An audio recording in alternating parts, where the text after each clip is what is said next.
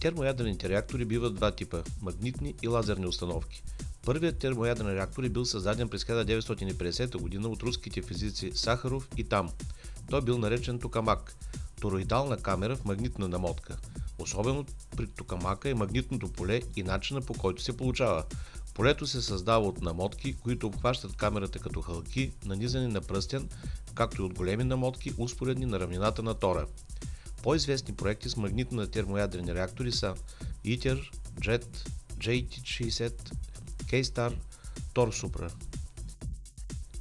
Основният проблем при магнитните реактори е голямото количество плазма и нейния контрол. Този проблем се избягва при лазерните термоядрени реактори, които работят с много по-малко количество гориво с висока плътност. Термоядреното гориво при тях е във вид на малко ледено топче. За да се повиши температурата на горивото до необходимите стойности, те използват голям брой лазери, симетрично разположени около топчето. Те концентрират голямо количество енергия върху малка площ за кратки интервали от време и поставят началото на термоядрения синтез. Проблемът при тях е известно разсейване на ултраинтензивния лазерен лъч, докато пробива плътното вещество на топчето. По-известни проекти от този вид са Омега лазер, Нова лазер, Шива лазер и други. Идеята за проекта ITER възниква през 50-те години на миналия век от руските физици Сахаров и Там. През 1985 г. президентът на тогавашния Съветски съюз Горбачов предлага на президента на САЩ Рейган да се построи такъв реактор, който ще служи за добив на екологично чиста електроенергия. През 2005 г. се избира мястото за построяване на реактора в околности на град Кадараш, Южна Франция, и официално се подписва договор за неговото построяване. ITER е международен проект, в който участват Европейския съюз, Япония, Китай, Индия, Корея, Русия и САЩ. Реакторът на ITER ще бъде от типа на магнитните, с токамак висок 24 метра, широк 30 метра, в който силни магнитни полета ще контролират сферичната плазма на термоядрения синтез. Той ще бъде експериментален реактор, от който се очаква да произведе около 1/6 от електроенергията, която ще произвежда една бъдеща електроцентрала.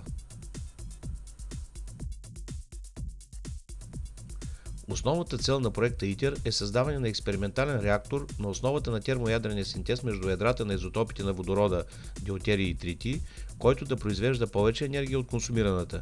ITER трябва да изпита ключови технологии и процеси, включително и свръхпроводящи магнити, необходими за бъдещите термоядрени централи. Той трябва да тества издържливостта на материалите на температури от порядъка на хиляди милиони градуси и възможности за дистанционно управление на процесите. Основен проблем пред ITER са огромните температури, на които са подложени стените на токамака, породени от плазмата. Високоенергетичните неутрони при допир с стените на реактора водят до увреждането им, така наречената ерозия, а друг основен проблем е опазването на околната среда.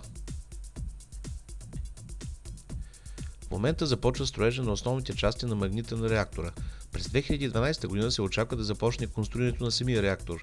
По план той трябва да бъде завършен през 2018 г. и тогава да произведе първата си плазма.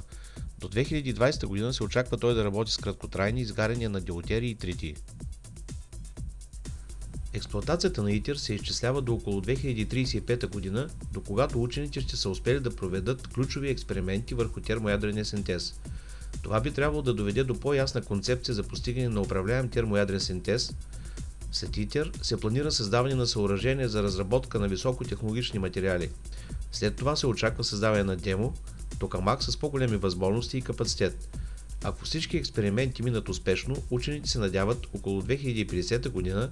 да сме овладяли управляемия термоядрен синтез и той да се наложи като основен източник на евтина и екологично чиста електроенергия. В проекта ITER работят физици и инженери от цял свят, включително и българският доктор на техническите науки Анна Енчева, която е специализирала в областта на термоядрения синтез в Швейцария и Германия.